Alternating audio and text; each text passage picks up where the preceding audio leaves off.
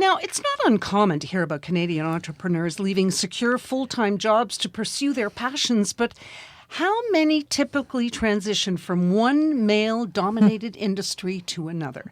Well, Marcella Gear made the leap from a career in finance to start up her passion project in food service, and she's here with us in studio now. Welcome to What She Said. Thank you so much for having me. Thank you. Now, Marcella, you had a 10-plus year career in finance at RBC, most recently as manager of international banking. Yes, that's right.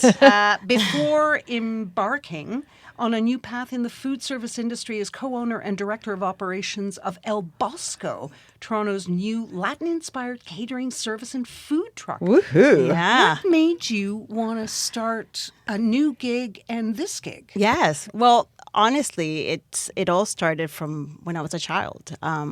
A seed was planted in my brain a few years ago. When I was 14, a few years ago. Just a couple. It's okay. We're not telling. My mom opened up a restaurant back in London, Ontario, and it was a Latin restaurant. Every time I say the name of the restaurant, I still can't keep a straight face, but I'll say it. It's called Coco Loco. Coco Loco. The name came from a trip that we had a few years prior to opening the restaurant to an island, and the favorite drink of that island was Coco Loco. So we decided to keep the name on the restaurant. So it just started there, where we gather as a family and we work together, and I love that idea of working together as a family and having the restaurant. When I moved to Toronto, I met with my business partner, who became my best friend. His name is Ismael Castro, and he was an amazing cook, and we truly loved doing things together, just hosting parties, just for fun, nothing really serious. It was just really just to have people come together and have a good time. And he was a great cook, and I had an eye for detail, and I really loved to make things beautiful, presentable, and memorable. So the time came where people would always get excited to come to our parties or to come to an event or a birthday that we were doing for a friend.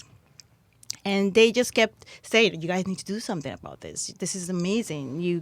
You work so well together. It's so much fun to be at your parties. Every time that we know that we're going to your party, it's going to be a fun night or a fun day, and we always look forward to it." So what insights have you brought then from the world of finance into your new food service business? Because the business side I can see, but there may be more. One of the things that I've learned from the finance world is building strong relationships and networking. That is something that I learned at the banking world, and I bring that with me right now, because that's one of the things that I think getting to know your customers, getting to know what they want and need, and having that confidence and trust of them trusting you that you're going to do the right thing for them and have an amazing event for them. That's something that I keep with me. Also, obviously, the aspect of money management. Mm-hmm. That's a good plus to have. Those are the main things that I actually feel like they're being good to bring on board, and that I can easily have been able to transfer them to my new career. What insights do you have, though, about these two industries, which really are male-dominated? Yeah. But you seem to have just soared right through. Yeah. Well, I never really honestly thought about it as one was a male-dominant industry and the other one was as well a male-dominant. I just felt like I love finance. I have a Bachelor of Commerce, and I love doing that. And I also loved hosting and catering and anything related to food. So I was only really truly just focused on what I was passionate about. So that's how I saw it. I saw it more as, I enjoy and I love doing this, and I just pursue that. I'm more so than feeling that I was in a world surrounded more by men. However, yes, I have come through my struggles, and that obviously has happened a lot now in the food industry, where especially having a food truck, there's a lot of new things that I had to learn that I never really experienced before. Is there a lot of regulations that you have to go through with a food truck? Absolutely. It's kind of always been a dream. I'd love to see. I see people doing it, and I think, well, that would be great. But it also, realistically, I think it's a lot of hard work. It is red tape. A lot of work. Getting the permit was very challenging. It was, I must say, an incredible experience. Would I do it again? 100%.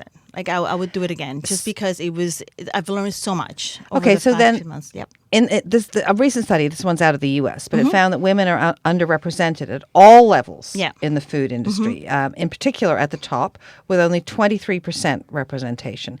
So what tips would you give to other female entrepreneurs who are looking to make any kind of career change but end up in the food industry? Yes, I truly believe during this process, I felt at some points that I was gonna break apart. That there was a moment that I just can I do this, and it felt so much easier just to give up. And I think that my strongest advice, or what I would recommend or keep women in mind, is that please do not give up. Just push forward.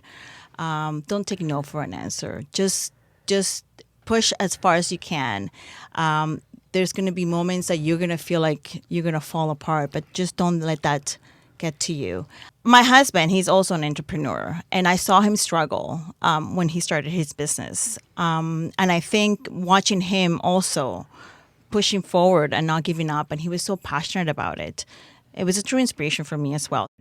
But if we look at careers or industries in general, I mean, 50 years ago, dentistry was male dominated, news was reporting was male dominated, all kinds of things. And now it's shifted. And I think women just didn't want to be involved in food because they had to do it at home. True. Do you know what I mean? Absolutely. Now, if they decide to take that on, I think they're just going to rock. Yeah. You know what?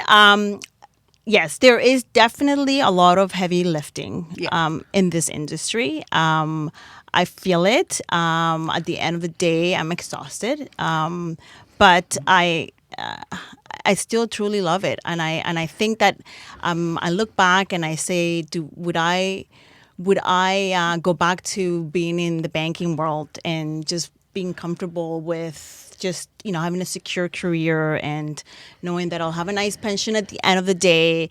No, I would definitely do this all over again. Well, tell us a little bit more about El Bosco. You have the food truck. Yeah. Where does it pop up? Yeah. Do you have assigned placements?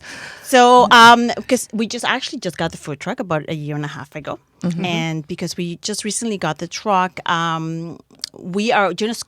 For this summer, we're just going to focus on festivals.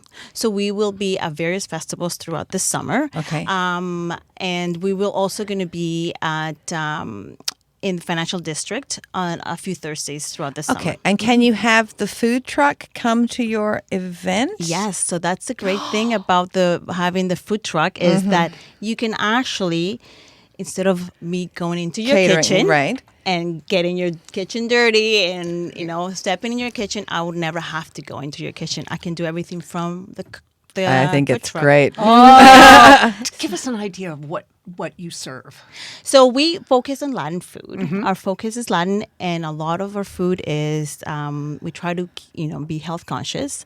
I've always been very focused on being health, but very tasty. Okay, very tasty. Okay. So we do like Mexican, Colombian, Venezuelan. Some of the examples are tacos, arepas, empanadas, and we have a lot of vegan options as well. Tons of vegan options, and gluten-free. Almost everything that we have is gluten-free. So yummy and trendy. Yes, And healthy yeah, and tasty. for sure. It's everything. Absolutely. So how do people connect with you? Yeah, so we have our website, elboscocatering.com. ELBOSCO. You got it. Catering.com. Yes. Okay. And obviously, hopefully, they can follow us on Instagram as well, El Bosco Catering. And we are on Twitter as well, Pinterest, and Facebook. That's awesome, and I'm hungry. Yeah. It was just before lunch. Marcela Aguirre, thank you very much. Thank you so we'll much be for looking having up me. El Bosco. Yes, thank you so much for having me. This is great.